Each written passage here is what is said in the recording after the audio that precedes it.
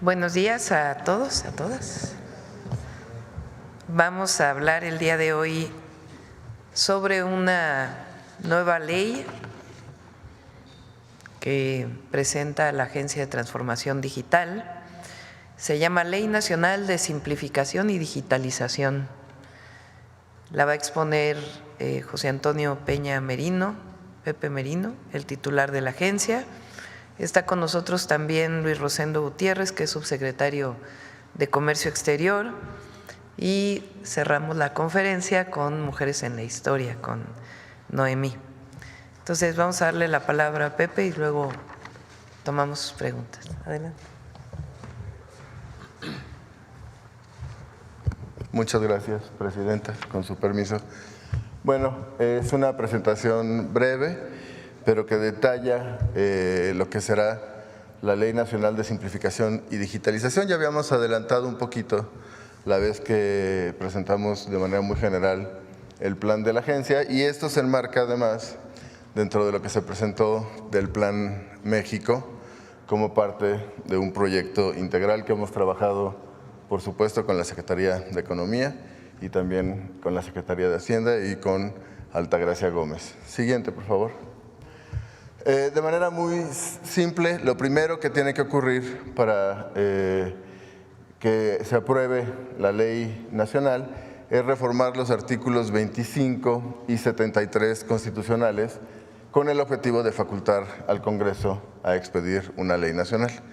Una vez que esta reforma constitucional proceda en el Congreso y por supuesto en los congresos locales, se presenta la iniciativa que abroga la Ley General de Mejora Regulatoria y expide la nueva Ley Nacional de Digitalización, de Simplificación y Digitalización. Siguiente, por favor. Entonces, de manera muy rápida, solo para darles contexto, porque es importante, ¿no? Luego es importante explicar por qué el tema de simplificación es tan central y también el de digitalización. A nivel federal hay más de 7,000 trámites. Por supuesto, la frecuencia de usos son muy distintos. Los más comunes tienen que ver con impuestos, pasaportes, permisos ambientales, etcétera. Pero hay un catálogo de 7,000 que ahorita les voy a explicar cómo vamos a simplificar.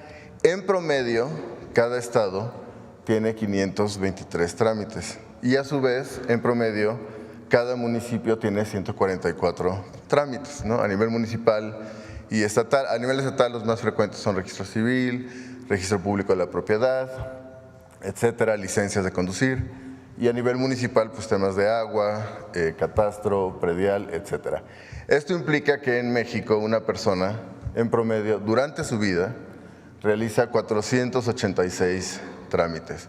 Es decir, los trámites son una relación cotidiana entre las autoridades y las personas, y cuando hay una carga excesiva en los trámites, pues lo que estamos haciendo como autoridades es trabar muchas otras cosas que las personas quieren realizar en sus vidas, como acceder a servicios, tener certeza sobre su propiedad, etcétera, ¿no? Y 85% de esos trámites que realiza una persona son estatales o municipales. Esto implica que si queremos iniciar un programa agresivo de simplificación, pues evidentemente tenemos que atender ahí en donde está la mayor carga, que es en los municipios y en los estados. Siguiente, por favor.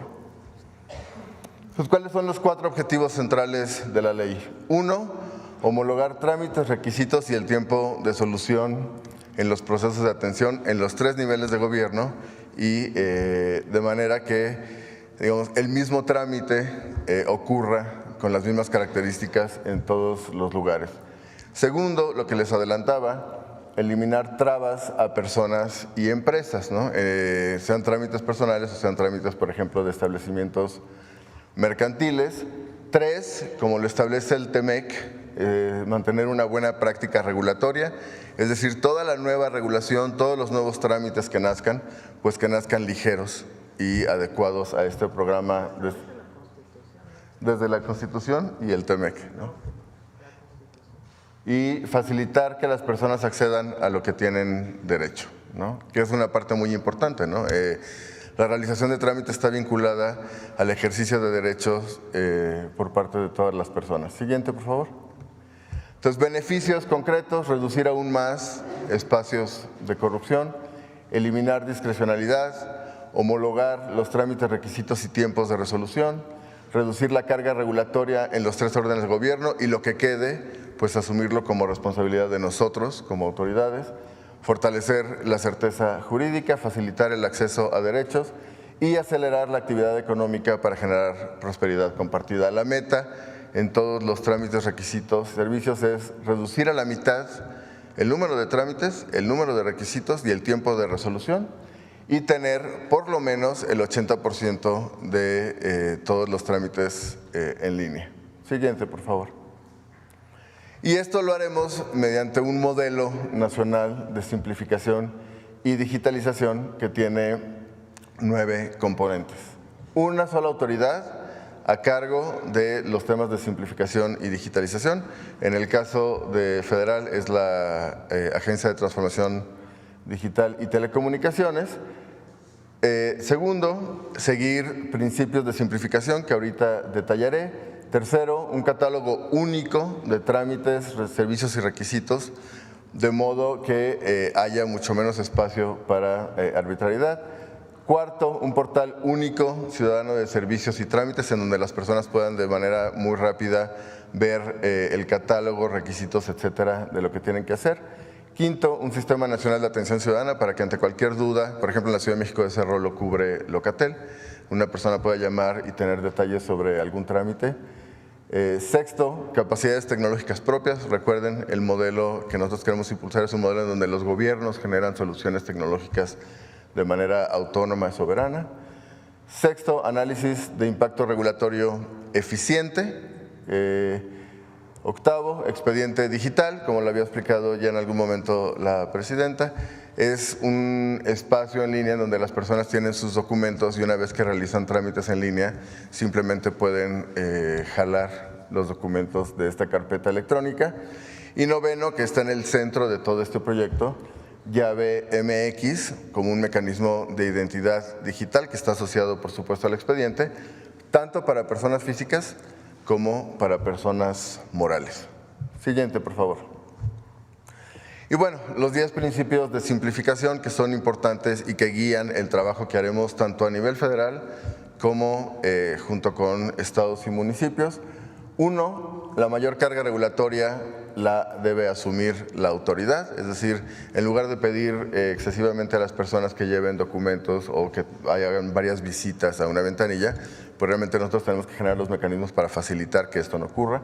Dos, no solicitar documentos que el propio gobierno genera. Si una autoridad genera un documento, basta generar un servicio de consulta en lugar de pedirle a la persona que traiga una copia. Tercero, fusionar trámites y crear flujos simultáneos. Hay muchos trámites que comparten casi todos los requisitos que cumplen un propósito muy similar, pues son trámites que se pueden fusionar en uno solo. A eso nos referimos cuando decimos reducir trámites. Cuarto, eliminar requisitos no indispensables, realmente hacer una reingeniería de los procesos que implica un requisito. Quinto, los documentos digitales deben tener la misma validad que un documento físico, evidentemente con mecanismos de seguridad en línea y cibernéticos. 6, todo trámite digitalizado debe ser previamente simplificado. No se trata solo de mudar cosas en línea, sino de que se muden cosas en línea que ya están simplificadas y reducidas para las personas. 7, homologar vigencias, esto es importantísimo, en trámites que dependan uno de otro. No puede ocurrir que en lo que estás resolviendo el segundo ya se te venció el primero, sino que si hay una secuencia de trámites, pues tienen que estar homologadas las vigencias. Octavo, renovar vigencias cuando proceda, no reiniciar el trámite. Si es un trámite en el que no ha cambiado nada y así lo evalúa la autoridad, simplemente hacer una renovación de vigencia en lugar de hacer a las personas o a las empresas que vuelvan a realizar todo el trámite. 9, sustituir permisos por avisos también en donde proceda.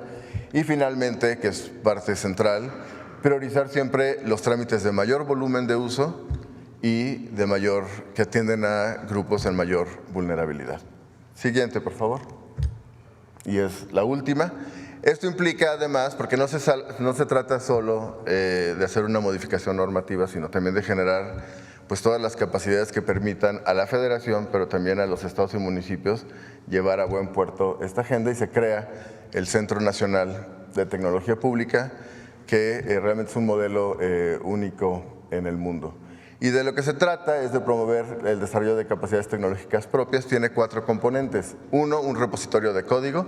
Como lo ha dicho repetidamente la presidenta, lo que se hace con dinero público es público. Entonces, todos los desarrollos que haga tanto el gobierno federal como gobiernos locales se compartirán en un repositorio de código, de modo que otros gobiernos que no han desarrollado la misma tecnología, por la razón que sea, pues puedan implementarlos. Esto implica un acompañamiento técnico y normativo por parte de la Agencia de Transformación Digital y Telecomunicaciones, de modo que no es simplemente dar el código y hazte bolas, es realmente que todo el marco institucional, normativo, pues esté adecuado para que esto se pueda implementar exitosamente. Tercero, que es importantísimo, la Escuela Pública de Código para Servidores. Es un ejercicio de capacitación y entrenamiento para que servidores públicos en gobiernos locales, tanto estatales como municipales, y por supuesto también en el gobierno federal, puedan adquirir las habilidades necesarias para dar mantenimiento y sostener los sistemas que vayan implementando. Eso implica desarrollo de software, programación, telemática y nube pública, es decir, resguardo de datos en centros de datos. Y finalmente, la implementación de proyectos estratégicos. Tenemos 4 prioritarios para este año. La Ventanilla Digital Nacional de Inversiones, que ya detallaremos en algún otro momento, y 3 plataformas nacionales centrales. La Plataforma Nacional de Registros Civiles, que tiene un avance muy importante que se hizo durante la administración del presidente López Obrador y que nos permitió, por ejemplo, lanzar los trámites digitales de registros civiles para consulados, si recuerdan que presentamos aquí. El programa, la Plataforma Nacional de Registros Públicos de la Propiedad y la Plataforma Nacional Catastral, es decir, acompañar a los estados para que se simplifiquen trámites tanto en registro público de la propiedad, registros civiles y catastro, como su digitalización, ¿no? Entonces, son los 4 proyectos prioritarios de este año y por supuesto irán naciendo otros proyectos prioritarios. Como ven, es un proyecto pues muy ambicioso, pero también muy necesario, de reducción de cargas regulatorias y de hacer la vida mucho más fácil a las personas, reitero, para que accedan a lo que tienen derecho, y a las empresas de cualquier tamaño, ¿no? Pero especialmente a las más pequeñas, que son las principales generadoras de empleo. Sería todo, Presidenta. Muchas gracias. ¿Quieres comentar algo, Rosendo? Le vamos a cambiar el nombre a la ley. Ley Nacional para eliminar trámites burocráticos y la corrupción. Así se va a llamar. Ese es el objetivo. El objetivo es que disminuyan los trámites. Y al disminuir los trámites, pues también se elimina cualquier posibilidad de corrupción entre una ventanilla y el ciudadano o la persona. Entonces le vamos a llamar así, Ley Nacional para eliminar trámites y corrupción.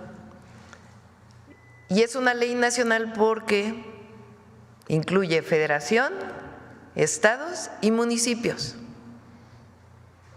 Entonces, si una persona va a sacar su acta de nacimiento, se simplifica todo para que pueda tener su acta de nacimiento muy rápido. Si una persona va a hacer un trámite con el SAT, en vez de que le pidan otra vez todos sus papeles, tu acta de nacimiento, tu comprobante de domicilio, tu credencial de elector, el acta de nacimiento de tu papá, de tu mamá, de tu abuelito, de tu abuelita. No, el mínimo indispensable para que pueda tener su registro federal. Si una pequeña empresa quiere registrarse, que no tenga que hacer 10,000 trámites para poderse registrar. Que si quiere ser proveedor del gobierno, que se disminuya al mínimo para que se cheque en una base de datos si está registrada con algún problema o no, que cumpla lo básico y queda registrada. Entonces, de eso se trata la ley, eliminar trámites burocráticos, y al eliminar trámites burocráticos, pues se elimina la corrupción que pueda quedar todavía en ventanillas entre el ciudadano y la persona. Y es nacional, repito, porque es federación, estados y municipios. Este es el objetivo. Para quienes tienen acceso a Internet, pues que la mayoría de los trámites se haga por Internet, que no tengan que ir a una ventanilla. Para quienes no tengan acceso a Internet o quieran ir directo a la ventanilla, pues que sea muy claro qué deben llevar, cuándo es su cita y cuándo se le resuelve para que no haya filas que afecten a la persona.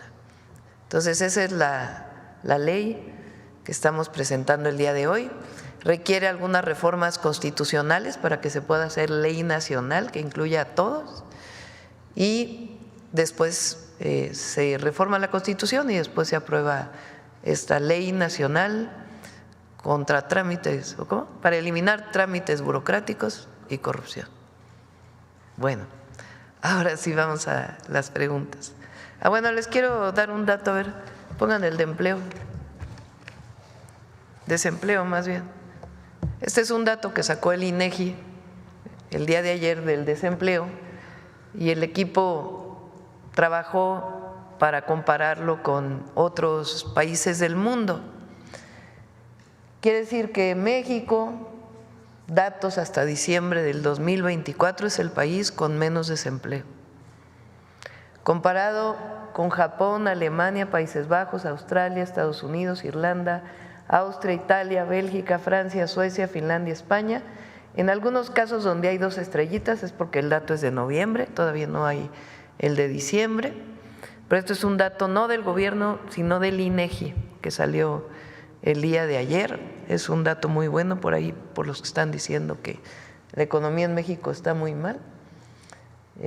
Todo lo contrario, es muy fuerte la economía mexicana, y este es uno de los datos pues más importantes para establecer cómo va caminando una economía en un país. Bueno, ahora sí vamos a las preguntas. Por acá.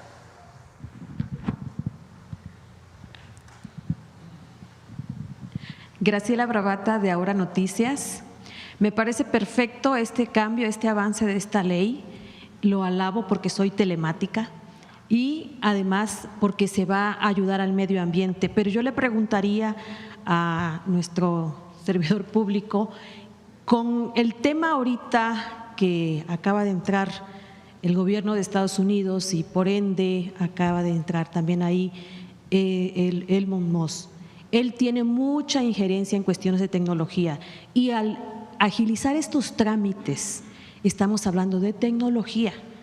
¿Cómo está el gobierno de México preparado, sobre todo para guardar los datos personales? Porque realmente el mexicano, las mexicanas, tenemos que cuidar, porque lo pasó cuando lo intentaron, cuando lo hicieron en México, ¿no? Ahorita, ¿cómo darle la seguridad a las y los mexicanos que van a tener sus datos bien protegidos y que aquellas personas, esos vecinos que para mí sí son incómodos por lo que los están haciendo el pueblo de México, que no nos los merecemos? Usted tiene toda la razón, México es un país muy grande y merece respeto. Entonces, ante esta situación, ¿cómo estamos preparados para ello? Pepe, ¿quieres contestar? Sí, muy rápido. Gracias por la pregunta. Lo primero tiene que ver con sistemas de datos personales, es decir, cuando tú realizas un trámite y tienes que dar un dato personal, tu nombre, tu domicilio, la autoridad que recibe esta información, y eso está en la ley y seguirá en la ley, ¿no? Con la Secretaría de Anticorrupción y Buen Gobierno, pues la autoridad solo puede usar esos datos para los fines que tú autorizaste, en este caso el trámite, por ejemplo la obtención de un acta de nacimiento, ¿no? Lo segundo tiene que ver con una política de ciberseguridad, ¿no? Como parte del nacimiento de la Agencia de Transformación Digital, nace la Dirección General de Ciberseguridad.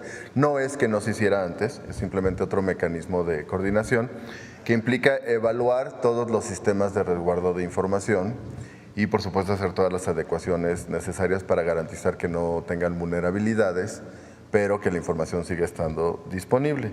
Y finalmente, generar, como el ejemplo que daba la presidenta, que es muy oportuno, sistemas de consulta, ¿no? Es decir, tus datos personales pueden estar en distintas bases de datos y no es que estas bases de datos se combinen y eso, entre más grande es una base de datos, pues más grande es la vulnerabilidad. Entonces, si está distribuida, simplemente genera sistemas de consulta, de modo que cuando tú haces el trámite en línea, una parte de tu información sale de una base de datos, otra parte de otra, y eso reduce, por supuesto, vulnerabilidades. ¿Sería eso? ¿Dónde se van a guardar los datos? En centros de datos propios. Eso es muy importante. Cuando enfatizábamos en la presentación el tema de autonomía tecnológica, eso implica que para poder habilitar, para que podamos tener un trámite digitalizado, esto implica que se requiere guardar información. Nosotros le apostamos a un modelo de autoabastecimiento, de soberanía. Se adelantó mucho con el presidente López Obrador en Infotec. Hay un centro de datos que nos permite resguardar mucha de la información y será infraestructura que tendrá que crecer para garantizar lo que acabo de mencionar. Y están preparados porque la mayoría de la burocracia, como dice la presidenta, que hace esto no tan solo la corrupción, sino que retrasa los trámites, que hay mucha gente, sobre todo la gente de base, que se niega al cambio. ¿Va a haber algún tipo de ahí de motivación? Porque digo, he sido también servidora pública y me he topado con ese problema de que la gente, sobre todo la gente mayor que no sabe usar las tecnologías, ¿cómo poder preparar? ¿Van a haber nuevas generaciones para poder hacer este uso? No, nosotros hemos visto mucha disposición, tanto de servidores públicos del gobierno federal como en las conversaciones que ya hemos adelantado con gobiernos estatales e incluso municipales. Yo creo que hay mucha sensibilización en términos de cómo eso pues facilita, por supuesto, su trabajo y nos permite servir mucho mejor, que es lo que venimos a hacer, a las mexicanas y mexicanos. Yo la verdad no he encontrado mayor resistencia, pero por supuesto, por eso es importante no solo el cambio normativo, sino darles la tranquilidad de que pero no estás solo, ¿no? Te vamos a acompañar con código, te vamos a acompañar con infraestructura, te vamos a acompañar con la Escuela de Tecnología para Servidores Públicos y eso pues por supuesto genera mucho más entusiasmo y mucho más tranquilidad, pero la verdad es que hemos encontrado, lo único que hemos encontrado es entusiasmo. Y por último, antes de que se me vaya, por último, en el tema de la conectividad, como bien es cierto que lo reconoce la presidenta, de que no todas las partes hay realmente hasta ahorita la conectividad, pero hay un buen proyecto en este gobierno para que esto cambie, porque sí, al menos en Tabasco, por ejemplo, en el registro civil para sacar un acta de nacimiento, a veces dicen tienes que ir hasta la dirección del registro civil que está ubicada en el centro de Villahermosa y venir de Tenosique ahorita te vienes llevando porque están haciendo la carretera de 3 a 4 horas. Entonces, a lo mejor quizás implementar algún tipo de acercamiento más porque los municipios no tienen obviamente todo ese archivo histórico. Y aunado a ello, hay un problema en el registro civil de Tabasco, y digo que yo creo, me imagino que en todas partes, esas actas de nacimientos que ya están casi despedazadas, que ya casi no se puede, más bien no se puede digitalizar, y eso retrasa mucho los trámites, sobre todo para las personas de mayor edad. ¿Qué pudiera haberse, se está contemplando agilizar principalmente a esas que se están despedazando? Sí, ahí la verdad, y de nueva cuenta, se avanzó muchísimo. Con el gobierno del presidente López Obrador, vía RENAPO, el Registro Nacional de Población, se creó un sistema nacional que vincula a todos los registros civiles. Eso implicó pues, la digitalización de las actas con base en los libros, ¿no? Su cruce con la CURP, de modo que cada CURP tiene asociada una sola acta de nacimiento y viceversa, lo cual es muy importante, y que nos permite hacer cosas a nosotros de manera muy rápida, como lo que se anunció con consulados, ¿no? Que si recuerda, no solo es imprimir una copia del acta de nacimiento que tiene la misma validez que una original, porque tiene un QR que remite justamente a los libros, sino que permite hacer incluso correcciones, ¿no? Que es uno de los trámites pues más complicados y que obligaban a la persona, como usted ejemplifica, a tener que viajar al registro civil. Ahora es un trámite que al lanzarlo para las paisanas, paisanos, en Estados Unidos sobre todo, pero en todo el mundo, pues ahora también lo podemos hacer todos los mexicanos, mexicanas, desde donde vivamos. Si es una persona de Tabasco con residencia en la Ciudad de México, puede solicitar su corrección de acta de nacimiento desde la Ciudad de México y no tiene que trasladarse. Por supuesto, eso también incluye a quien en Tabasco tenga que trasladarse 4 horas para ir a Villahermosa, ¿no? Y vamos a seguir avanzando. Se trata de construir desde lo que ya se logró, ¿no? Excelente. Muchas gracias. Gracias, presidente.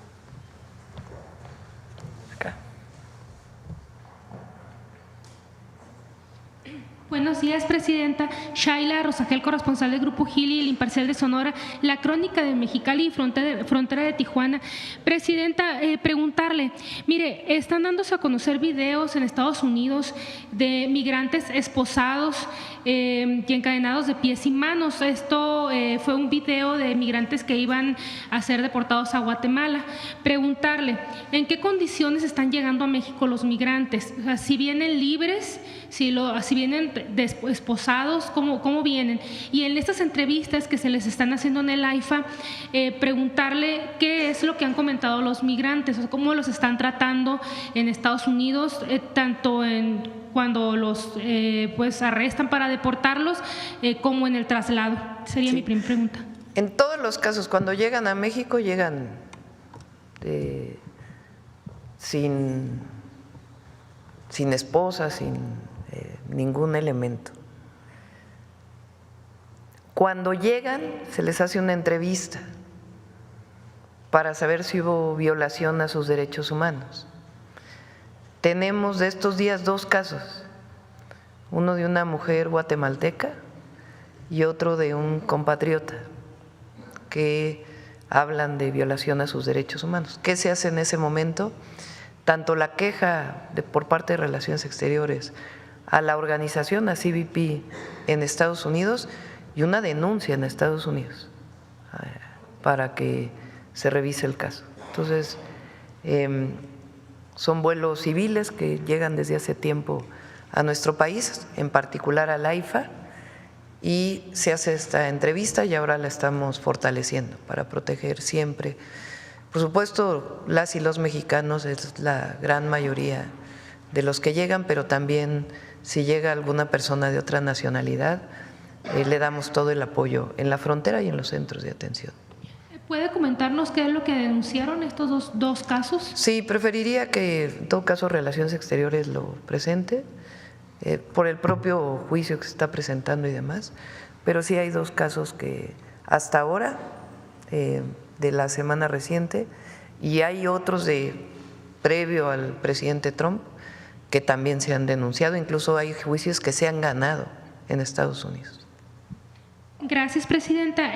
Por otro lado, presidenta, el secretario de la SADER dijo que el 27 de enero se podrían reanudar las exportaciones de ganado hacia Estados Unidos. Él comentaba en entrevista que podía ser, que lo más probable es que era Sonora el primero en reanudar estas exportaciones. Sin embargo, aún no se ha dado, o sea, aún no se ha abierto la frontera. Preguntarle por qué Estados Unidos no ha autorizado aún las importaciones desde México de ganado y, bueno, si tiene conocimiento de cuándo o si hay alguna fecha para esta reapertura. Sí, le pedimos al secretario de SADER si quieren que les mande una nota y además que venga la mañanera, a ver si mañana, para que pueda explicar con todo detalle.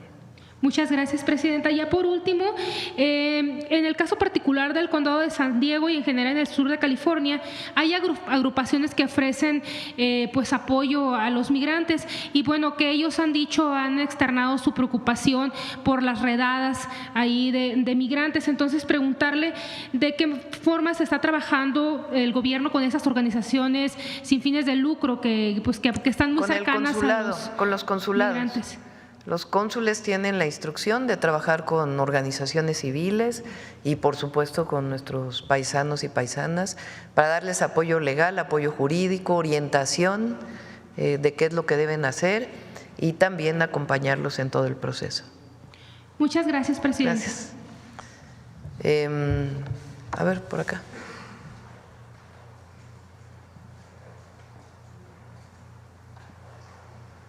Buenos días, Presidenta. Oscar Zamudio, del Estado de Hidalgo, para Sagacín. Del tema de la Ley Nacional para eliminar los trámites y la burocracia, ¿a partir de cuándo estaríamos entonces teniendo ya disponible el portal único de esos trámites? Y si la Agencia Nacional de Tecnología entonces va a capacitar a los estados, ¿y en qué? Si es que ya va a existir este nuevo portal. Actualmente el portal GovMX es un portal que ya incluye los trámites federales. De lo que se trata es, conforme vayamos actualizando y simplificando los trámites, pues se vaya actualizando el portal y hacer un rediseño para que sea un portal mucho más fácil de acceder por parte de todas las personas y que este modelo se replique, por supuesto, en todo el país. Eso lo primero, y esto se alimenta justamente de lo que mencionabas ahí, que era el catálogo único de trámites y requisitos, ¿no? Y la segunda parte… Si la agencia de capacitación entonces… Sí. Justamente la Escuela de Código para Servidores Públicos tiene ese propósito, ¿no? Tú imagínate un municipio relativamente pequeño, pues que a lo mejor no puede generar un área de tecnología propia por muchas razones, ¿no? Puede ser desde el presupuesto o lo que sea. Entonces, nosotros lo que, digamos, vamos a hacer es, si por ejemplo le donamos un código para que pueda digitalizar un trámite de agua, por ejemplo, pues no le vamos a pedir que tenga un área de tecnología, ¿no? Entonces podemos capacitar a alguno de los servidoras públicas que ya trabajen en el municipio para garantizar pues que se le pueda dar mantenimiento a este sistema, que sea un sistema que se vuelva obsoleto, sabiendo que siempre, por supuesto, podrán pedir acompañamiento y asistencia, ¿no? Y son 4 áreas centrales con las que vamos a iniciar, de hecho, en 2-3 semanas ya. Nube, es decir, resguardo de información en centros de datos, desarrollo de software, telemática y se me está olvidando el cuarto, pero ahorita me acuerdo, ¿no? Entonces, que son las habilidades específicamente más oportunas para los primeros sistemas que se van a generar, ¿no? Creo que eso va a servir muy bien para el tema de los municipios, sobre todo, aunque muchas de las veces los municipios no tienen ni siquiera el hardware disponible para poder implementar esa tecnología. Sí, es parte de justamente lo que mencionaba la presidenta, ¿no? Nosotros queremos generar un centro de datos, ya existe, ¿no? Crecerlo, eficientarlo, de modo que también podamos acompañar a gobiernos locales para resguardar información, ¿no? Gracias. Gracias. Sí, la idea no es que un municipio tenga que tener un servidor, sino que con una computadora que pueda conectarse a internet, con eso pueda simplificar los trámites del municipio y conectarse a la red nacional. Entonces facilitas a cualquier municipio, cualquier estado, el desarrollo de la tecnología para disminuir los trámites, y va a estar la agencia apoyando a todos. De acuerdo, Presidenta. Recientemente también algunos medios destacaron la carta firmada por 30 de los 32 estados, de los 32 congresos estatales, expresándole principalmente su respaldo con las políticas de su gobierno, incluyendo la defensa de la soberanía nacional y los derechos para los migrantes, además de su firme postura en temas de política exterior. Una iniciativa que fue encabezada por el presidente de la Junta de Gobierno, Andrés Velázquez, del Congreso de Hidalgo. Usted comentaba ayer, Presidenta, en este mismo recinto, que faltan por presentar algunas reformas de ley, principalmente en temas de energía, la del INAI, la CNH, esta, por ejemplo, que estamos viendo hoy. En este contexto, Presidenta, ¿consideraría usted convocar un encuentro nacional con los congresos de los estados, así como lo había hecho con los presidentes y presidentas municipales, con el fin de afianzar estas nuevas reformas de ley? Sí, se podría hacer, pero quiero aprovechar tu intervención. Sí. No sé si vieron las notas que han salido en el Universal del INAI. Ayer salió una que usted mencionó. Sí. Para quienes siguen defendiendo al INAI. Según la nota, trabajadores del INAI, no sabemos hasta dónde llegaba la corrupción, le decían a la Federación Mexicana de Fútbol: te bajo tus multas a cambio de boletos para el Mundial. Eso quiere decir que recién, ¿eh? No fue hace mucho. Digo, nomás para los que sigan defendiendo al INAI. O sea, ya no solamente eran los centros nocturnos, los viajes, sino la corrupción vinculada con la disminución de una multa. Que vamos a hacer la investigación, ¿eh? No es nada, no es solamente una nota, se va a hacer la investigación. Entonces, nepotismo, o sea, era un instituto, afortunadamente, era un instituto que supuestamente estaba dedicado a la transparencia, que lo han defendido a capa y espada la oposición, y que pues esta última ya se suma a todas las anteriores de corrupción. Para poder reformar esta nueva ley, Presidenta, ya se va a presentar. La presenta, no sé si mañana o el lunes, la presentamos en la mañanera, pero ya están las leyes.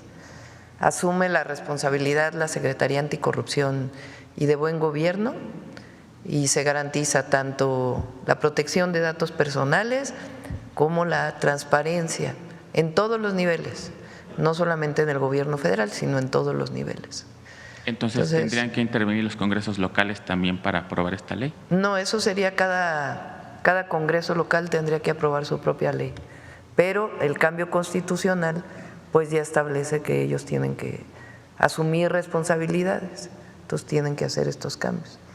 La otra que también quiero decirles, ahora el Reforma nos quiso, normalmente rebasa por la derecha, pero quiso rebasar por la izquierda, diciendo que nosotros estábamos con la que se presentó ayer, abriendo a la iniciativa privada el sector energético. No, al revés, lo que estamos haciendo primero es normar lo que ya existía de inversión privada. Y la otra, particularmente en Pemex, fíjese, se eliminan las famosas rondas aquellas, o sea, aquellos concursos que dividían el país por bloques y que Pemex tenía que concursar supuestamente al mismo nivel, no supuestamente, concursaba al mismo nivel que una empresa transnacional para explotar el petróleo en México. Esas se eliminan con la nueva ley. Y ahora lo que hay es que tiene la prevalencia Pemex, es decir, si Pemex dice yo voy a, que eso no existía antes, gracias a que ahora no es considerado monopolio, tiene la posibilidad de explotar. Y la idea es que Pemex explote todo esto y que tenga la posibilidad de asociarse con privados, que ya existía en la ley. Entonces, como si nosotros no estuviéramos recuperando a las empresas públicas, sino las estuviéramos vendiendo. Entonces, hay nomás para el detector de mentiras de la próxima semana, que es importante. El lunes entonces sabríamos más o menos en qué consiste esta reforma a la ley. La reforma para transparencia y para seguridad de datos personales ya está lista, ya sé que mañana la presentemos o el lunes, aquí en la mañanera. De acuerdo. Y para terminar, Presidenta, usted en Puerto Escondido anunció el tema de la iniciativa de reforma Sin Maíz No Hay País. Hay mucha gente que seguramente regresará a México, que son provenientes del estado de Hidalgo, independientemente de los programas de Jóvenes Construyendo o de adultos mayores. ¿Hay un programa específico para quienes estén o sepan trabajar en el campo ahora a su regreso a México? Está Producción para el Bienestar y fertilizantes gratuitos, además de Sembrando Vida, que es para algunos estados. Y ahora ya está por cerrarse el programa de Cosechando Soberanía, que también tiene que ver con créditos. Entonces, es un nuevo programa para el campo en México, principalmente para pequeños productores. ¿Cuál es el nombre de este nuevo programa, perdón? Cosechando Soberanía. Perfecto. Muchas gracias, Presidenta. Buen día. Gracias. Pues tiene que ser primero la Secretaría y en caso de encontrarse de todas estas denuncias, directo a la Fiscalía. Son delitos penales. La corrupción es un delito penal. Y ahí donde todavía exista la tentación de la corrupción, en eso cero impunidad, cero impunidad. La corrupción es lo que más daño le hizo al país por muchísimos años. Y la honestidad y la honradez para nosotros es la esencia de lo que somos. Buenos días, Presidenta. Celsin Juárez, de noticiasdefrente.com. Aprovechando que está aquí el director José Merino, preguntarle sobre la renuncia de Salvador Landeros, director de la Agencia Espacial Mexicana. De acuerdo a su carta de renuncia que presentó el día de antier, pues, y que circula en redes, dice que es por la falta de importancia que ha mostrado el gobierno en la parte presupuestal y administrativamente. Y preguntarle si, como dice la carta, desaparecerá esta agencia.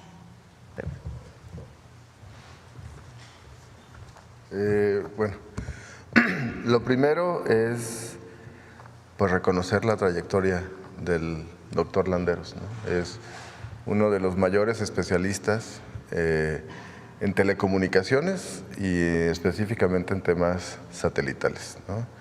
Desde los 80 él estuvo a cargo del Morelos 1 y el Morelos 2. Hoy ustedes recordarán está el Morelos 3 y el Bicentenario. Y yo tuve la oportunidad de platicar con él y justamente pues de reconocer su trayectoria y de por supuesto que en el nuevo esquema que estamos proponiendo, que es poder combinar MECSAT, ¿no?, que es la parte operativa de los satélites, con las atribuciones de la Agencia Espacial, que tienen que ver, la Agencia Espacial tiene la atribución de formular la política espacial, ¿no?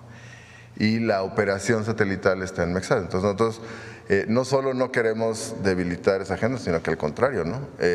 Al unirlas se fortalece y se pueden impulsar proyectos como el que anunció la presidenta en varias ocasiones, de un satélite hacia el 2028 o el 2029, ¿no? Entonces, nosotros esperamos contar, por supuesto, no solo con el expertise del doctor Landeros, sino abrir y fortalecer los vínculos con la academia, con instituciones de educación superior, de modo que en esta política del programa espacial mexicano, que nace de la combinación de estas dos cosas que mencionaba, pues haya un crecimiento en términos de componentes mexicanos, diseño mexicano, transferencia de tecnología, etcétera. Y yo mantengo una conversación permanente con el doctor Landeros y todo mi respeto y reconocimiento.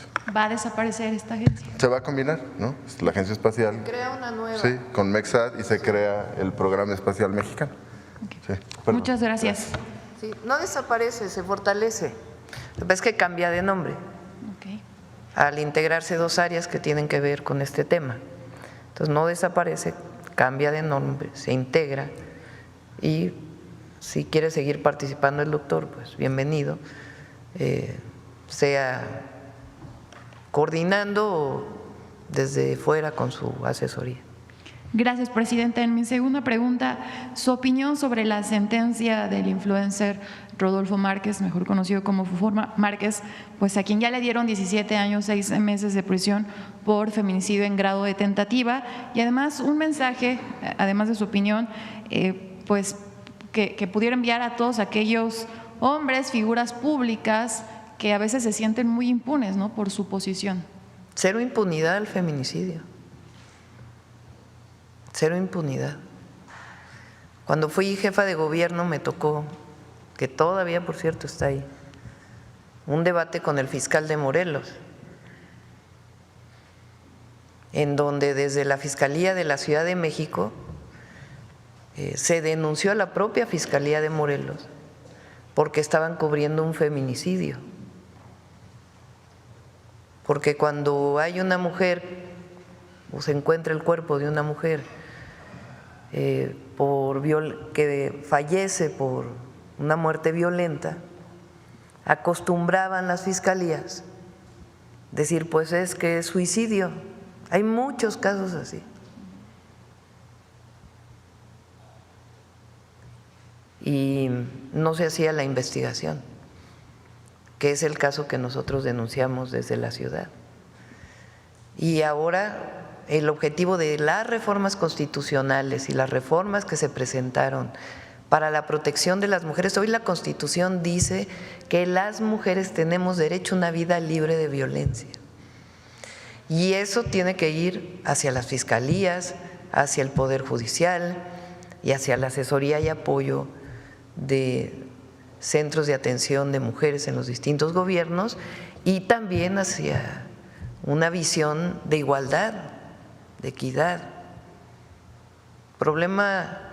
Cualquier muerte por violencia es terrible, pero el feminicidio se cataloga como la muerte violenta por el solo hecho de ser mujer.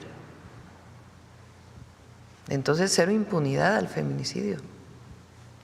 Gracias, doctora. Ya en mi última pregunta, esta semana se presentó también el caso de un linchamiento de un joven en Tequit, Yucatán, luego de que presuntamente agrediera a una mujer de la tercera edad.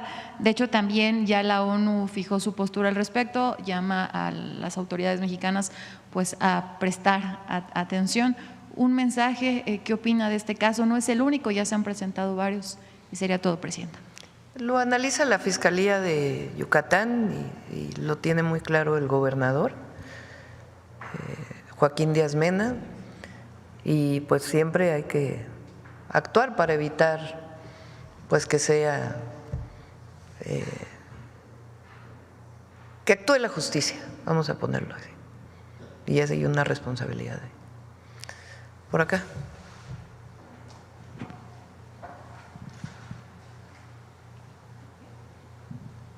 Adelante. ¿Qué tal? Muy buenos días. Juan Hernández de Llano Vasca, Tabasco Hoy, Campeche Hoy y Quintana Roo Hoy de Grupo Cantón. Dos precisiones, doctora. Uno, precisamente esta ley que se va a presentar para abatir esta burocracia, esta tramitología, ¿de cuánto se tiene estimado que se ha perdido o que perdían el gobierno precisamente en trámites burocráticos? Hablemos de dinero, hablemos precisamente de horas hombre, hablemos también de apertura de negocios. Bueno, de hecho, a usted cuando en la Ciudad de México, cuando precisamente echó a andar estas plataformas, pues se redujeron trámites, hablamos de 2,000 a prácticamente dejarlo en 500. Entonces, usted tenía un estimado de cuánto se perdía precisamente, cuánto perdían las arcas del gobierno precisamente por lo que era la corrupción. Esa sería la primera. Y la segunda sería también referente, bueno, primero la primera y ahorita vamos por la segunda. Adelante. Con su permiso, presidenta. Bueno, platicando sobre su pregunta, lo que hoy anuncia Pepe Merino es un gran esfuerzo no solamente para los grupos vulnerables de nuestro país, para toda la ciudadanía, sino es fundamental para el sector empresarial de nuestro país, porque va a tener un impacto en la competitividad y en la reducción de los costos. Por supuesto en el tema de la corrupción, pero es muy importante tener claro que esto va a impactar en un 30-35% en los costos administrativos de las empresas y eso nos va a permitir ser mucho más competitivos como país, pero también insertados en nuestra región para ser más competitivos con otras regiones. Muchas gracias. Pero ahorita aprovechando, cuando hablamos de 30 y 35, más o menos, ¿podría ponernos un ejemplo para darnos pues más depende de cada empresa. Cuando hablamos chiquitas de grandes empresas que tienen cargas administrativas muy relevantes, pues imagínate el nivel de millones que se van a ahorrar.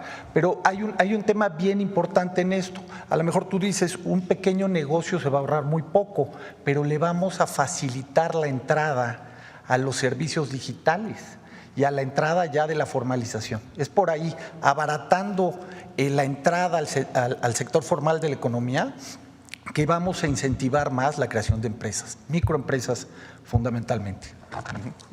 Con permiso. Y como segundo tema, bueno, eran precisiones, pero son importantes.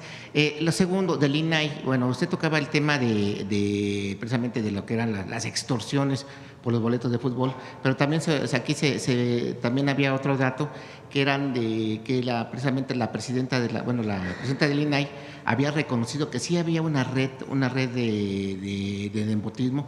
Estamos hablando de alrededor de más de 300 personas ahí ligadas a funcionarios. Entonces, sí, abundar un poquito más, ¿cuándo empezarán estas investigaciones? O ya se están haciendo, y bueno, ¿sobre quiénes se tendría que ir? Pues estamos hablando ahí prácticamente de un instituto que estaba, pues para transparencia, se supone que era para combatir la corrupción, y ahora estamos viendo que pues están saliendo muchas cosas que, pues ahora sí que es asombroso que algo que se creó para abatir la corrupción, pues esté siendo prácticamente el foco de una corrupción pues rampante. La Secretaría de Corrupción y Buen Gobierno tiene que iniciar su auditoría, investigación, y una vez que tenga la información, pues presentar en todo caso las denuncias penales. Y sobre la COFESE, ¿qué pasó? ¿Cómo va también ahí en ese? La COFESE también se extinguió junto con el IFETEL. Se crea un nuevo instituto, se llama, ¿cómo le pusimos? Antimonopolio, Instituto Antimonopolio, donde van a estar las dos funciones, las que tenía IFETEL y COFESE. Otras pasan a Comunicaciones y Transportes, otras pasan a la Agencia de Transformación Digital. Es una institución pequeña, no necesita tanta burocracia, y va a cumplir las funciones y va a ser técnica, con independencia técnica, que permita que las decisiones sean técnicas y no a partir de decisiones o políticas o basadas en la corrupción. Y del IFETEL, de lo que habían detectado ustedes de la venta de las concesiones. Ya lo echaron para atrás todo. ¿Se iniciaron denuncias? No, en ese caso no, porque digamos que no procedió, se echó para atrás todo el proceso. Y bueno, y finalmente, y para cerrar mi participación, sobre el caso de los migrantes que están aquí en México, de los que han repatriado, que no son no son mexicanos, que son de otras nacionalidades, ¿cómo se está trabajando con ellos? Ya lo había mencionado, pero sí queremos precisar un poquito más en ese tema. ¿Cómo se está trabajando? ¿Qué se va a hacer? ¿Se les va a regresar? ¿Se les va a apoyar? ¿Cómo está? Sí, primero hay que aclarar que son pocos comparados, de hecho el número no es muy grande comparado con fechas previas, de mexicanos y de extranjeros que llegan al país. En el caso de personas migrantes que no tienen la nacionalidad mexicana, el Instituto Nacional de Migración pues abre distintas posibilidades. La mayoría de ellos quieren ser repatriados a sus países. Entonces, en ese caso, les facilitamos el transporte para que puedan llegar principalmente a Centroamérica. A ver si, por ejemplo, ayer, a ver si Rosa Isela nos pasa el dato. Sí. A ver si les da el dato de ayer y de los que desde el 20 de enero llegaron. Llegaban también antes, eso es importante. No es que por primera vez estén llegando personas de otra nacionalidad, sino esto es algo que ya ocurría en nuestro país. Sí, a ver. Buenos días, Presidenta. Carlos Domínguez, de Nación 14. Presidenta, estos últimos días la derecha mexicana ha dirigido sus ataques al no encontrar por dónde atacar a la 4T contra varias mujeres del movimiento. Una de ellas es la dirigente de Morena, Luisa María Alcalde, quien está pasando por una etapa muy bella por lo que pasan las mujeres en esta vida. Pues se dio a conocer que es madre a través de diferentes medios de comunicación. No voy a repetir aquí los ataques porque son muy vulgares, como la derecha se ha dirigido en contra de ella. Preguntarle, Presidenta, su reflexión sobre estos ataques contra Luisa María Alcalde, a quien aprovecho aquí también para refrendarle pues mi solidaridad en contra de estos ataques. Son además la mayoría lo que le llaman bots, troles, ¿no? ¿Cómo le llaman? Bots y trolls. Bots y trolls, así. Sí. Es decir, son muchas cuentas falsas que de lo que nosotros hemos detectado son las mismas cuentas que en su momento llegaron a apoyar a la candidata de oposición o de narcopresidente o de narcocandidata, todas estas falsedades, calumnias, que además en el caso de una mujer cuando es algo tan vulgar, tan bajo, tan misógino, tan machista,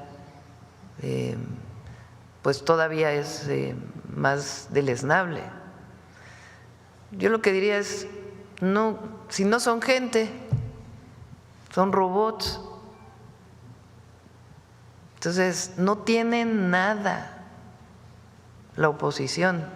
Ayer veía lo del PAN, ¿no? Con la defensa del Infonavit. No han ni leído la ley.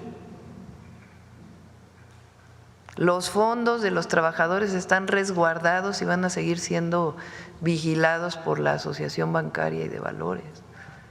Entonces, ¿a qué se refieren? O sea, ni siquiera leen la ley y ya se van a la crítica. Y luego, aparte, pues todavía están los otros que son peores o en una actitud todavía más deleznable, que son aquellos que están pidiendo intervención extranjera en México,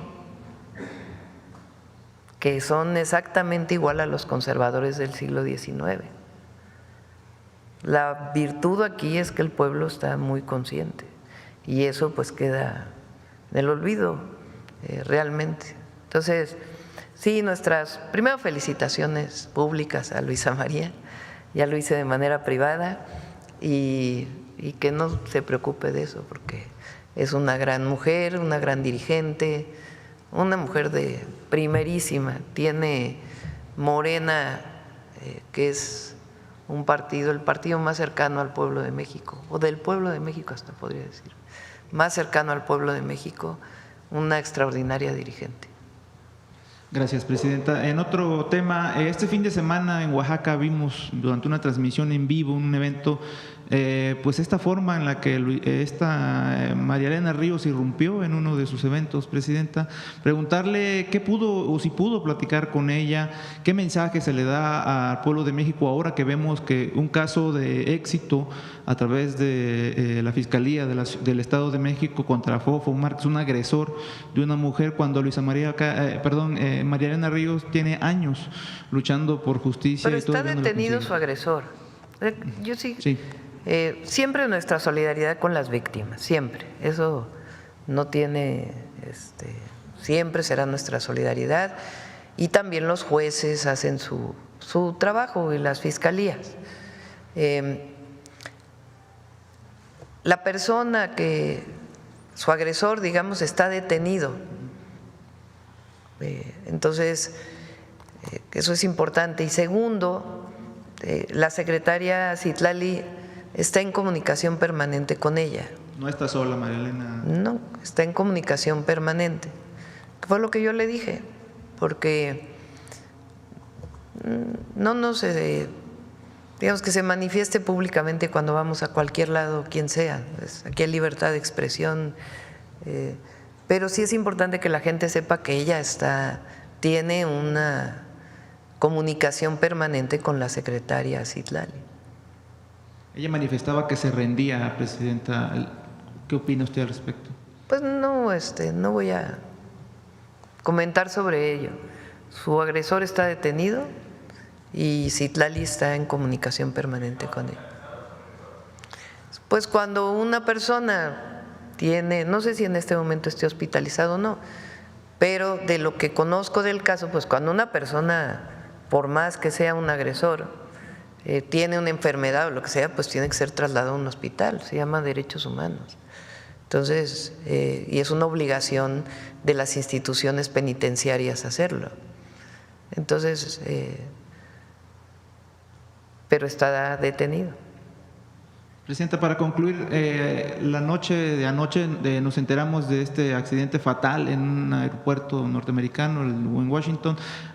Autoridades norteamericanas han manifestado que no hay víctimas, es probable que no haya sobrevivientes de este fatal accidente. ¿Algunas palabras a las víctimas, a las familiares? Muy lamentable, muy lamentable. Y pues siempre nuestra solidaridad a las familias que pierden a un ser querido y a las personas que fallecen en un accidente como estos, ¿no? Y ya pues tendrán que hacer las investigaciones conducentes y aclarar exactamente qué fue lo que pasó. Gracias. Allá. Buenos días, Presidenta. José Manuel Fuentes, de Capital 21. Preguntarle, enfatizar un poco en qué va a ayudar esta nueva ley para los migrantes, para nuestros connacionales, para agilizar trámites, Presidenta. ¿En el exterior? ¿En los consulados? Exterior. Sí. Explícalo. Gracias. Bueno, esta es una ley que evidentemente toca a los 3 niveles de gobierno y a todas las autoridades del gobierno federal. En el caso de nuestras paisanas, paisanos en el exterior, la mayoría en Estados Unidos, es un catálogo de 52 trámites en total, los que se van a simplificar y digitalizar. Empezamos en diciembre con trámites del registro civil, porque son los de mayor demanda, ¿no? Desde copia certificada, corrección de libros, etcétera, ¿no? Este mes estamos concluyendo todo lo que tiene que ver con pasaportes, ¿no? Renovar tu pasaporte si estás en el exterior o sacar el pasaporte de tu hijo o tu hija por primera vez, etcétera.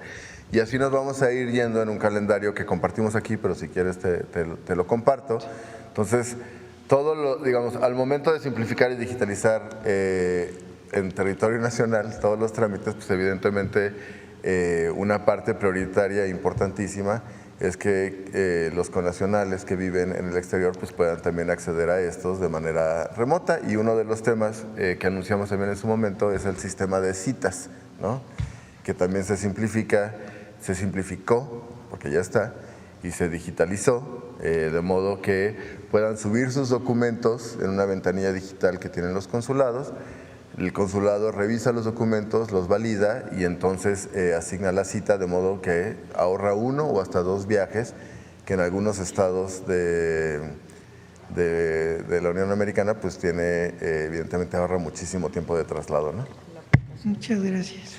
Bueno, y la aplicación que se creó junto con la Secretaría de Relaciones Exteriores, que tiene 2 funciones centrales, ya tiene más, hoy me acaban de pasar el dato, tiene más de 185,000 descargas, que por un lado tiene información, o sea, una guía para cómo reaccionar, datos de contacto, por supuesto, de su consulado más cercano, y el botón de ayuda en caso de que requiera un acompañamiento pues mucho más proactivo, ¿no? Muchas gracias. Gracias. Presidenta, también preguntarle… Del 20 al 26 de enero se han repatriado un total de 5.282 personas, han llegado a nuestro país 5.282 personas, de ellos 4.083 son mexicanos. El 27 de enero fueron 527, de las cuales 355 mexicanos, y el 28 435 personas. Gracias, Presidenta. Preguntarle también, ayer que se presentó las leyes secundarias en materia energética, me gustaría profundizar un poco más en qué van a ayudar para impulsar la transición energética que se ha hablado en su administración, Presidenta. El miércoles viene CFE, el próximo miércoles, a exponer el Plan Nacional de Energía para el sector eléctrico. Ahí se establece el porcentaje que se va a alcanzar en el 2030 de fuentes renovables de energía y en qué va a invertir Comisión Federal de Electricidad para energía solar, por ejemplo. Y la parte que le corresponde del 46%, que de hecho muy probablemente CFE alcance mucho más del 54%, pero la parte del 46% privado tiene también las reglas para poder invertir en fuentes renovables. por último, preguntarle, el martes un compañero habló de un tema fundamental que me gustaría también profundizar un poco, es la desaparición o no se sabe qué pasó con una isla que se llamaba Isla Bermeja, que se ubicaba en el Golfo de México, cerca de Yucatán. Esta isla es importante porque definía límites marítimos con Estados Unidos, en donde se encuentran ricas reservas de petróleo. Aproximadamente 25,000 barriles sería lo que equivale a esta isla. Se hicieron varias exploraciones, incluso la izquierda enfatizó mucho en el 2006, 2007, 2008 sobre investigar qué pasó con la isla, preguntarle si su gobierno va a hacer algo o si tiene información de qué pasó, sobre todo por la importancia geoestratégica que tiene la isla, Presidenta. Muchas gracias. Vamos a traer al almirante secretario, que es el experto en estos temas, para que explique. Ayer me estuvo explicando la normatividad internacional con relación a los límites territoriales en los océanos y particularmente en el Golfo de México. Con base en ello hicimos la carta de Google, a ver si la tienen por ahí.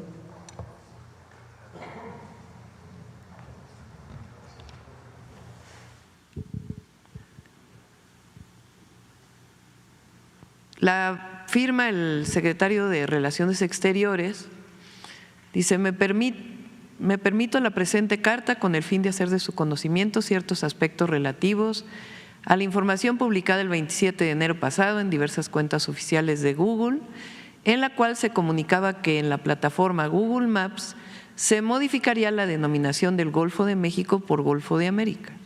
Lo anterior por la relevancia que tiene esa plataforma a nivel global y debido a que lo que se muestra en sus mapas puede influir en la comunidad internacional. Al respecto, se expone lo siguiente. Yo creo que esta, no sé si esta es la última.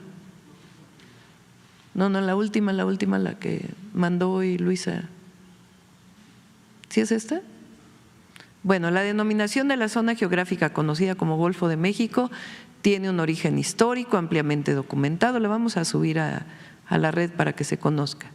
La denominación Golfo de México no obedece a una imposición de una fuente gubernamental única, como erróneamente sugiere Google, sino que es una denominación aceptada y registrada históricamente, lo cual, además de constituir una costumbre internacional, se encuentra registrado legalmente en los índices de la Organización Hidrográfica Internacional, de la que tanto México como Estados Unidos somos parte. Además, esta denominación es respaldada por 12 tratados bilaterales. Vamos hacia abajo, vienen algunos de los más importantes.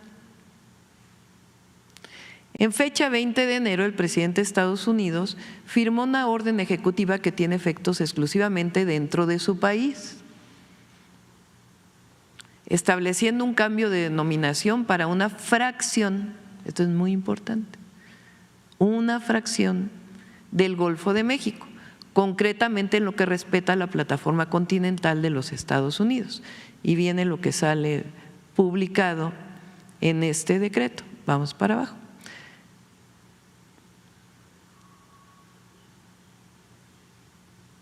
No, la anterior. Cabe mencionar que el régimen internacional de las zonas marinas se encuentra establecido en la Convención de las Naciones Unidas sobre el Derecho del Mar, adoptada en la ciudad de Montego Bay, Jamaica, el día 10 de diciembre de 1982, misma que entró en vigor a nivel internacional el 16 de noviembre de 1994, etcétera, la que sigue. En este sentido, esto es lo importante, dicha convención establece que existen zonas marinas que se encuentran bajo la soberanía plena de los estados, solamente una parte de la zona marina, las cuales son las aguas interiores y mar territorial, el cual se extiende hasta un máximo de 12 millas náuticas a partir de las líneas de costa. Es decir, en el caso de México, ¿en qué parte somos completamente soberanos? En aquella que establece 12 millas náuticas a partir de las líneas de costa. Y esto es igual para todos los países del mundo. Si un país quiere cambiar la denominación de algo en el mar, solamente sería para las 22 millas náuticas. No puede ser para el resto, en este caso, del Golfo de México. Entonces, esto es lo que le explicamos con todo detalle. Por lo anterior, resulta imprescindible hacer de su conocimiento que, tomando en consideración que el Golfo de México abarca zonas marinas de 3 países, México, Cuba y Estados Unidos, el caso del decreto solo podría corresponder a las 12 millas náuticas a partir de las líneas de costa de los Estados Unidos de América. Y bueno, al final le pedimos que en el buscador, cuando se ponga América Mexicana, pues aparezca el mapa que presentamos en alguna ocasión.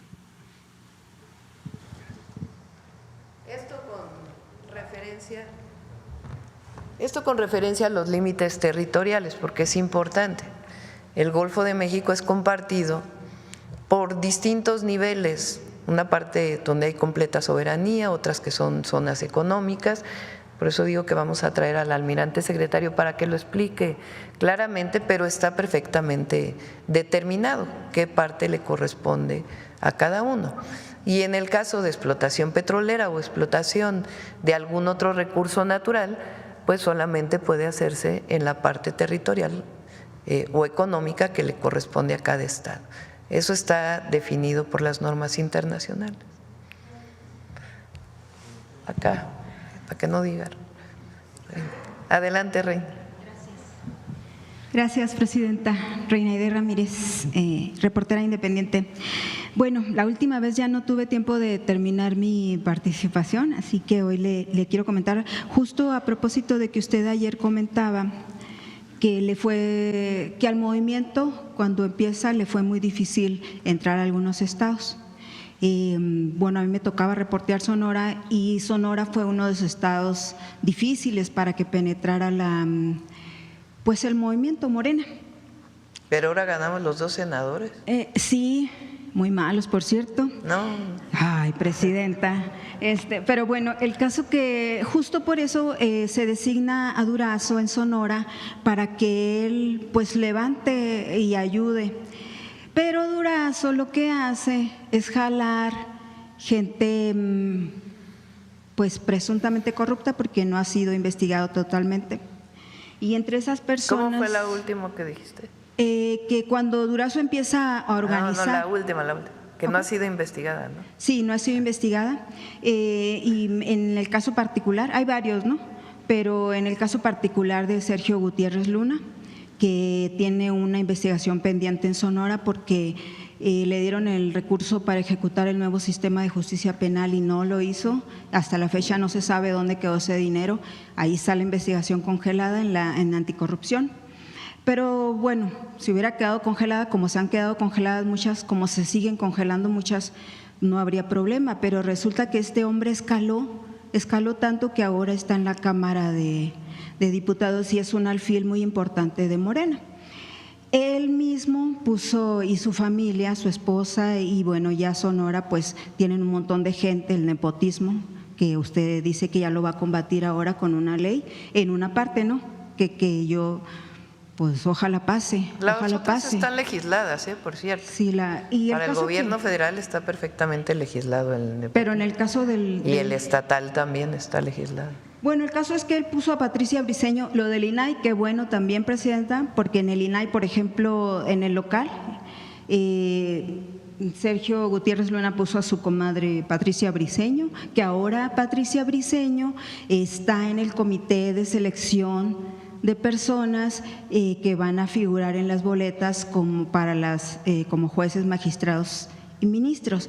O sea, si vienen en un sistema de impunidad y de corrupción, o sea, ¿cómo van a elegir pues a buenos candidatos para figurar en las boletas? ¿Pero por qué hay impunidad y corrupción en esta mujer? Bueno, primero porque no se le ha investigado. Y no, es el amiguismo, bueno, es que son dos cosas.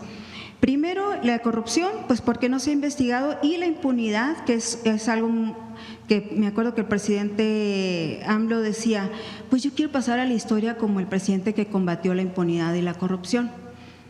Pero fue la en los campos de mi compadre, porque en la local no, o sea, no se hizo nada para Pues que se acabar con investigue, eso. si hay alguna cosa que se investigue. Tú misma Es que no hay dices, dudas, está la… bueno, no hay dudas para ti, Es pero voluntad política, Presidenta. No para mí, para los sonorenses, porque eso es es obra que mira, conocida. cuando uno, pienso yo, ¿no?, acusa a alguien, pues tiene que tener pruebas. Sí, pues están en juicio. ¿Por qué no hay voluntad política para decir que se investigue? Que se investigue este señor. Usted, qué bueno que acaba de decir que va a investigar a estos malos funcionarios del INAI que andaban cobrando, que presuntamente andaban cobrando, no se sabe todavía, pues hasta que se investigue, andaban pidiendo moches, que no lo dudo porque en muchas dependencias es así. Pero bueno, ya que se investigue, ¿por qué no se persigue de oficio la corrupción? ¿Por qué no se investiga, por ejemplo, también lo que está pasando, que ese es mi otro tema, que es a donde yo voy, que queda Durazo, trae esta gente, y ahora ahí están incrustados lo peorcito, Presidenta, del PRI y del PAN, de Sonora, está en Morena y están en niveles importantes. Creo que Durazo es de los gobernadores más reconocidos, ¿no? Pues por ustedes, porque No, por Sonora su pueblo. no, Presidenta. Es un hombre extraordinario, es un gran servidor público. Si él no fuera reconocido, Morena no fuera reconocida en Sonora, pues no hubieran tenido el resultado electoral que tuvieron. Es mero interés. En el 2024. Sabrá Dios cómo se logró eso, pero… El pueblo es el pueblo decide. No, Presidenta, porque se llevaron a esta persona, a Zubir, se llevaron también a Célida, que ahora también ya la tienen ahí cobijada, y todas estas personas vienen del gobierno de Padres. El gobierno de Padres formó un equipo de mapaches para operar en Sonora, obviamente, y en otros estados del país, cuando todos ellos estaban en el PAN, que fue uno de los gobiernos más corruptos, que también sigue impune él ahí. Lástima que no pude hablar cuando estaba el fiscal para preguntarle el caso, pero pues vamos a esperar la oportunidad. Pero bueno, el punto es que ahorita Durazo también tiene un hijo, como el presidente López Obrador, que está involucrado ahora en asuntos turbios, o sea, por lo menos tráfico de influencias, cosas raras ahí que no están investigadas con la traída al Estado de una empresa china, que ya el Durazo ya hizo una conferencia de prensa para aclarar. Nadie tomó la nota en Sonora, obviamente, pero cuando el gobernador salió a decir no es cierto, pues ya todos los medios lo retomaron, porque tiene totalmente silenciados bueno, no totalmente, 97%, 98%, 99% silenciados los medios en Sonora, con recurso público. Entonces nadie se supo hasta que él salió y dijo, eso que está diciendo, él se basa en el reportaje de Latinos, pero en Sonora, con toda la historial que tiene, por lo de Florán Cassés y todo eso, con todo ese historial, en Sonora se sabe, Presidenta, se sabe del hijo del gobernador, que yo he estado preguntándole en qué puesto tiene el gobierno, no tiene ningún puesto, pero opera muchas cosas ahí, estuvo en Morena y ahorita no sé, estaba en Morena, ahorita quién sabe dónde está, porque ya pregunté y no me dicen qué puesto tiene, pero este hijo del gobernador realiza, pues ahí anda trayendo inversiones, no sé bajo qué puesto, y trajo una inversión a Agua Prieta, con muchas irregularidades, porque también ya lo reconoció el representante de la empresa, que ahí está otra, Presidenta. Si usted no ve un conflicto, Durazo no lo ve, pero si usted vamos a hacer lo siguiente, si te parece. No, déjeme terminar con el mencionada Fernando, por favor. Gracias. Fernando Rojo de la Vega, que fue su delegado de campaña de usted en Sonora, es el representante legal de la empresa, el administrador de la empresa china que llegó a Sonora. La empresa es de un amigo del hijo del gobernador. Y en un evento el gobernador se vanaglorió de que su hijo y él eran amigos y que también eran amigos de Fernando Rojo de la Vega. Entonces ahora Fernando, y dice el gobernador, no hay ningún conflicto de interés en que Fernando Rojo de la Vega sea empleado de la empresa y sea administrador de la empresa en Sonora y sea ¿cómo se dice?, el secretario del bienestar del gobierno de Sonora en Sonora. Yo ya pedí el currículum, me gustaría leerlo, porque es un párrafo. ¿Sabe qué dice su CV? Que tardaron una semana en dármelo. Dice que él fue no sé qué en la campaña de Durazo, no sé qué en la campaña de no sé quién, no sé qué otra cosa en la campaña de Claudia Sheinbaum. Ese es su currículum, presidenta. Y él es el que está en la Secretaría del Bienestar en Sonora. Y bueno, entre otras cosas, ¿no? Entonces, estos dos, le voy a leer el nombre de la empresa, que también ya Latinos puede decir mentiras o lo que usted quiera, los medios pueden mentir. ¿Cómo dijiste? Que los medios pueden tener sus intereses particulares. ¿Pero quién en particular? Pero desafortunadamente, presidenta, afortunadamente. ¿Cómo fue que dijiste? Ahí quiere que lo repita, si ya lo escuchó muy bien, lo dije muy fuerte en y no es el único, todos los medios que también están afines al gobierno, al sistema, pues hacen lo mismo, trabajan para sus intereses. Pero en este caso, este muchacho Rojo de la Vega respondió y también el gobernador Alfonso Durazo respondieron. Y en eso que respondieron, los sonorenses sabemos que pues obviamente es verdad que existe la empresa china que se llama Mylan Hardware y que está en Agua Prieta y que es de Alexander, no sé cómo se pronunciará, pero es NGAN, que es el amigo del hijo del gobernador, que son 150 hectáreas, que también, porque también lo confirmó el gobernador, pretenden hacer un recinto fiscal para que lo operen los amigos del hijo del gobernador. Y dice el gobernador, el recinto todavía no está, no es cierto, que ahí miente Loret, dice, pero dice que lo están tramitando con el gobierno federal, o sea, van a ayudar a la empresa a que se haga ese recinto y para que le administren ellos y que lo van a tramitar ante el gobierno federal y que no hay ningún conflicto de interés. Esto que se sabe hoy en Sonora y que se ha dicho en muchas partes, luego están a cargo del fideicomiso, presidenta. El fideicomiso del terreno que supuestamente lo donaron ejidatarios.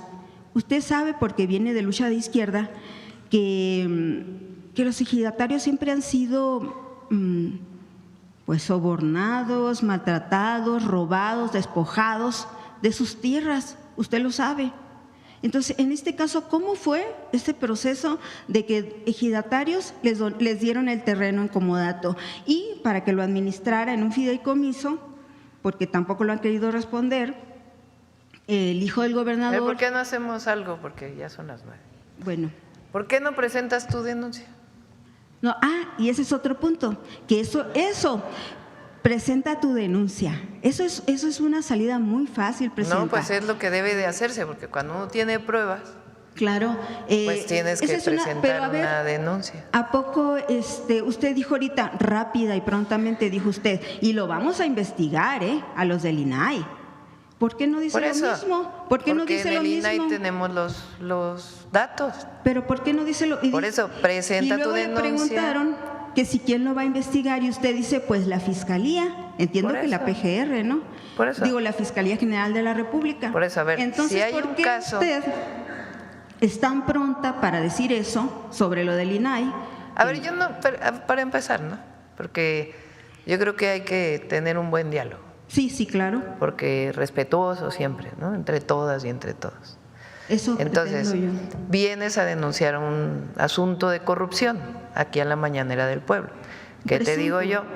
Un presunto caso de corrupción aquí en la Mañanera del Pueblo. que ya aclaró el gobernador de Sonora. Dio su versión. Dio su versión, aclaró desde su perspectiva este caso que vienes a plantear aquí en la mañana. Entonces, lo que digo es, presenta los datos en la Secretaría Anticorrupción y de Buen Gobierno, se los puedes dejar aquí a Atención Ciudadana y que se revise.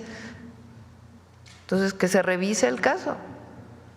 Pero sí es importante, pues, que haya las pruebas, porque también a veces, como tú bien dices, se denuncia sin pruebas. Así es. Entonces, se hacen aseveraciones, pues, que tienen que tener sustento.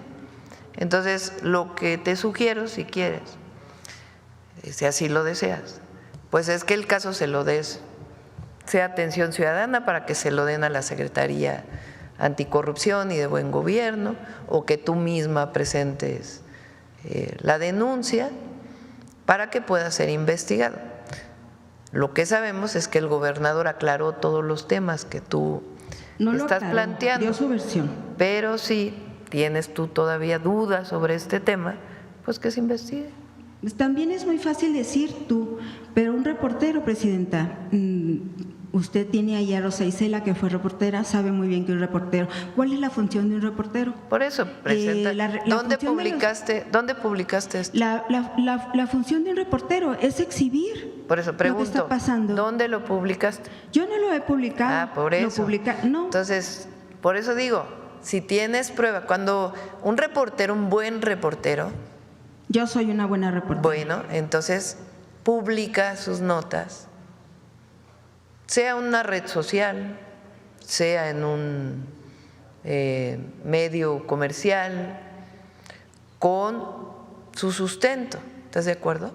Así es. Porque los reporteros, los periodistas, también tienen una ética profesional. Así es, yo tengo ética. Entonces, de acuerdo. Entonces, como tienes ética y eres una muy buena reportera, valdría la pena que lo publicaras.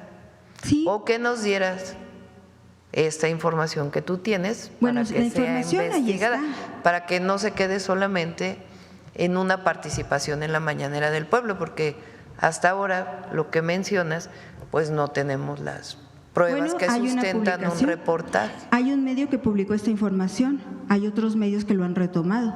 Bueno, la pregunta es, en el caso particular, ¿te gustaría que se investigara? ¿Cómo? ¿Te parecería bien que se investigara? Pues ojalá alguna autoridad, la Fiscalía, tuvieran esa rapidez también para decir, vamos a investigar si estás de acuerdo, si no también, no hay problema. Pero no es que yo tenga que presentar los medios, Presidenta. El reportero está para hacer, ver, señalar. Eso, pero cualquier reportero. La responsabilidad de investigar es de la Fiscalía. Sí, pero tiene que salir publicado en algún lado, ¿estás de acuerdo? Y está publicado en algún lado. Bueno. Está publicado. Hay medios, no todos los medios, Presidenta. Bueno, vamos, si te parece, al cierre de la credibilidad es difícil de lograrse. Si te parece. Ya está publicado. Bueno, que le des a los compañeros de Atención Ciudadana o a Belmont en dónde está publicado y que se hagan las investigaciones. Usted también lee los medios, usted sabe que esto se puso ahí. Bueno, vamos a hacerlo. Pero bueno, viene le voy a plantear otro tema que es más importante todavía. La impunidad y la corrupción son muy importantes, pero algo que le duele mucho a los sonorenses es la situación que se está viviendo en Sonora con el Hospital General, que ahora tiene otro nombre, que ahora es IMSS Bienestar, que ya pasó al gobierno federal. Está en esa transición. El caso es que en diciembre le entregaron a usted un documento, empleados del hospital, 456 empleados que están eventuales. Hay 4,000 empleados de los servicios de salud que están eventuales en Sonora, 4,000. Y también le entregaron una carta donde los médicos exponen que no tienen insumos para operar en el hospital, que la falta de enfermeras tiene al hospital trabajando al 50%, que no hay equipos, que no hay un que están detenidas las cirugías. Fue ya para allá el doctor Schwartz, el director de Bienestar, habló con él o su equipo fueron en el momento que se presentó y está trabajando muy bien, Alejandro, y vamos a seguir impulsando el IMSS Bienestar, y tanto en Sonora como en todos los estados de la República. Lo mencioné hace un mes más o menos, que se está haciendo una compra, viene aquí Eduardo Clark cada 15 días a exponer cómo va la compra de medicamentos y de insumos médicos. Ya hubo una primera asignación a las empresas que ganaron, que por cierto es muy importante porque se asignó directamente a los laboratorios, no a los intermediarios, que eso es algo indispensable. Entonces fue una compra complementaria y ahora se está asignando para la compra bianual que tiene que ver con 2025 y 2026, para que no falte en los periodos de transición entre uno y otro año ni los medicamentos ni los insumos médicos. Entonces, en el caso de los recursos humanos, que se llama de las personas, de los trabajadores y las trabajadoras de la salud, médicos, enfermeros, médicas, enfermeras, químicos, algunos han sido basificados en el IMSS Bienestar. Hay otra parte que no pasa al IMSS Bienestar, sino se queda en los servicios de salud de los estados, y en el caso de los que pasan al IMSS Bienestar, todos tienen acceso a su basificación, y estamos trabajando con todas las entidades de la República. Entonces, si te parece, si tienes algún otro, porque sí, porque son 9, 11. Presidenta, por Reina. ejemplo, los eventuales. Si el hospital carece de personal, ¿por qué son eventuales? O sea, porque se revisa cada uno de los casos. Hubo una primera basificación muy importante del IMSS Bienestar en todas las entidades, y ahora se está revisando otros trabajadores o trabajadoras de la salud, cuáles se pueden incorporar al IMSS Bienestar, porque en un hospital pues trabajan médicos especialistas, familiares, enfermeras especialistas, enfermeras. Entonces, para tener completa el personal en un hospital, a veces a lo mejor hay un médico que no necesariamente es especialista en lo que se requiere en el hospital. Entonces, por eso se hace una revisión de quiénes son los que se basifican y a qué centro de salud se asignan. Eso Pero, está… ¿cuánta prioridad tiene este tema en el gobierno? Porque, Presidenta, mire, estas personas, el personal salió a la calle, marchó, ya llevan varias marchas. Sí, se está y a atendiendo. raíz de eso, sí sabe que les ampliaron un poco el eventual. Hay gente que tiene 10 años y es eventual. Sí. Hay gente que son químicos. O sea, 10 años. O sea, ¿de qué sexenio es? Y 10 años. O sea, ¿de qué sexenio? Antes todo el sexenio del presidente López Obrador. No. ¿Cuándo fueron contratados? 6 y más 3 desde bueno. Peña Nieto, más otros 4 de Peña Por Nieto. eso, entonces, o sea, llevan 10 años. Estamos constituyendo… Hay gente de ese tiempo. A ver, Reina, yo creo que por respeto a todas y a todos vamos a cerrar la conferencia. Nada más la última, Presidenta. Son 4. La administradora del hospital gana 143,000 pesos. No es cierto. Y hay una hoja en esas sí la saqué. Sí, pero no es cierto. ¿Está mal en la página del no es cierto. del IMSS? Con todo gusto, el próximo martes que viene Salud se presenta cuánto gana un médico, cuánto gana ese una es sueldo bruto, menos impuestos le queda como en 98. Pero los químicos, los enfermeros, la gente, hay gente que gana 6,000 pesos bruto, 6,500 pesos sí, pero bruto. no son los 143. ¿Por qué esa distancia, Presidenta? A ver, ¿vas a escuchar mi respuesta o no? Sí, la escucho. Entonces vamos a escuchar la respuesta, voy a repetirla. El IMSS Bienestar se crea a partir de los sistemas de salud estatales, ¿de acuerdo? Me tocó a mí el caso de la Ciudad de México, igual es el caso de Sonora, igual los casos de las 23 entidades que están inscritas al IMSS Bienestar. Cuando se pasa de la contratación de los estados al IMSS Bienestar, aumentan sus salarios automáticamente. Te puedo poner el caso de la Ciudad de México. Había médicos especialistas que ganaban 11,000 pesos. No tenía recursos la Ciudad de México para poderle dar un aumento salarial a todos esos médicos. Entonces, cuando pasan esos médicos al IMSS Bienestar, automáticamente empezaron a ganar 36,000 pesos y además se basificaron. Ese es el caso de muchísimas basificaciones que hicieron. En efecto, queda otro personal de salud que quedó adscrito a los estados, no quedó adscrito al IMSS Bienestar. Ese personal de salud que todavía no pasa al IMSS Bienestar, se hace una revisión si se requieren o no esos perfiles de esas personas para entrar al IMSS Bienestar. Si no, se quedan trabajando en el estado, en lo que se quedó en los estados, que son los servicios de salud. Ese es el mecanismo. En particular en el caso de Sonora, pues evidentemente, como en otros casos, se está revisando cuáles de estos trabajadores pueden incorporarse al IMSS Bienestar, y nuestro principio, que es que nadie pierda su trabajo por lo que está desarrollando. Entonces, eso es lo que estamos haciendo, y no gana un director de un hospital 143,000 pesos. Bueno, me mandaron varios recibos de sueldo. Bueno, si quieres cerramos ahí, Reina, si te parece.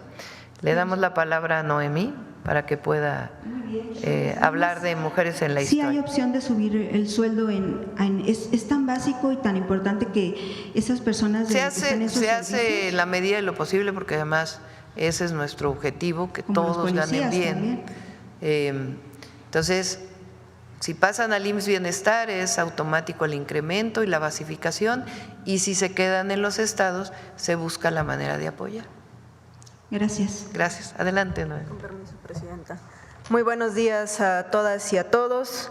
Continuamos con las mujeres que constituyen la identidad gráfica del año 2025, año de la mujer indígena, la cual destaca la importancia de los pueblos originarios de México.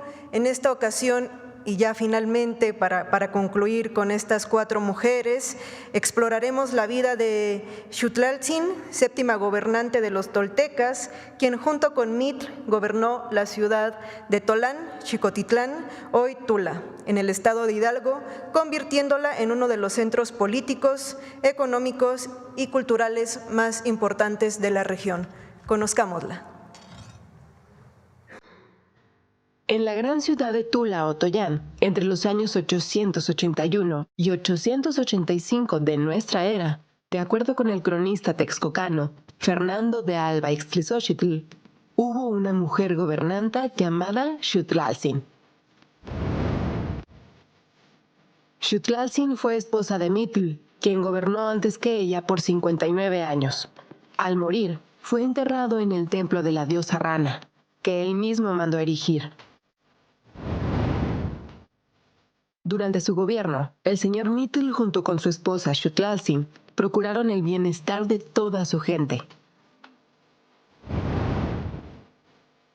En una sociedad estratificada, dividida en distintos grupos sociales, personas con linaje, sacerdotes, artesanos, agricultores, ambos fueron reconocidos por la población como gobernantes que cuidaban de los más vulnerables y velaban sobre los grandes para que no oprimieran a nadie.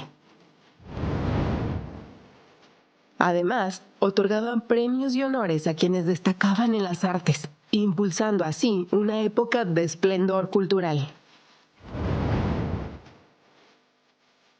Cuando Mitl murió, aunque el heredero era su hijo Tecpancaltzin, por la aclamación del pueblo se rompieron las reglas establecidas y le sucedió su esposa Xutlaltzin, quien gobernó durante 4 años hasta su muerte. Con el dolor de un pueblo que lamentaba su partida, Xutlaltzin fue enterrada junto a su esposo Mitl en el templo de la diosa Rana. Diversas autoras y autores del siglo XIX recuperaron y difundieron la historia de Xutlaltzin. Laureana Wright, pionera del feminismo en México, fue una de ellas. Así es, algo muy importante de esta sección, como lo había comentado en otra oportunidad, es que las mujeres de nuestro pasado, nuestro presente, estamos vinculadas, y en esta oportunidad de comentario de cierre me gustaría retomar justo el papel tan importante que tuvo Laureana Wright. Es una periodista originaria de Taxco, Guerrero, que a finales del siglo XIX, particularmente en 1887, fundó y dirigió la revista Las Hijas de la Náhuac, que fue la primera revista escrita por mujeres para mujeres, donde se empezó a reivindicar nuestras antecesoras. Se pedía a maestras, a escritoras que se redactaran semblanzas biográficas de mujeres en nuestra historia, y bueno, también después esta revista al año siguiente, en 1888, se convierte en Las Violetas de la Náhuac. Gran parte de las semblanzas publicadas van en estas revistas, les decía yo, de mujeres de la época, se van a recopilar en este importante libro que la entonces Ministerio de Instrucción Pública y Bellas Artes publicó en 1910, pocos años después de la muerte de Laureana Wright, donde va a compilar más de 100 semblanzas de mujeres. El título es Mujeres Notables Mexicanas, es de descarga gratuita, lo reeditó el Instituto Nacional de Estudios Históricos de las Revoluciones de México. Ustedes pueden consultarlo de manera gratuita, y les comento, esto es muy importante, hace más de 140 años, mujeres como Laureana Wright, periodista, escritora, impulsora del feminismo en nuestro país, que pugnaba por la emancipación de las mujeres a través de la educación, pues recopiló también estas historias, las difundió en su momento, y bueno, hoy día también traemos a cuenta a la gobernante tolteca, pero también a las mujeres que la trataron de sacar del olvido hace más de 140 años. Finalmente comentar que también la obra de Laureana Wright pues no solamente se quedó en la parte escrita, en el periodismo, sino que también creó una fundación llamada El Obrador Luz y Trabajo, que era una fundación escuela y asilo para obreras, donde se atendían a los hijos de las obreras, y bueno, también se les enseñaban otras artes y oficios. Sin duda también una vida dedicada a la agenda de las mujeres, Laureana Wright, como lo hizo en su momento Xutlaltzin. Que pasen excelente día. Es cuanto, presidente. Ha tenido tanto interés, y además, como dije cuando llegué al gobierno, llegamos todas, estamos haciéndoles adelanto un salón aquí en Palacio Nacional dedicado a mujeres en la historia, donde van a poder, es una parte de Palacio Nacional que es la parte pública, en donde cualquiera puede venir a visitar esta sala, y la vamos a inaugurar el 8 de marzo, Mujeres en la Historia, aquí en el Palacio del Pueblo. Gracias a todos y a todas. Gracias.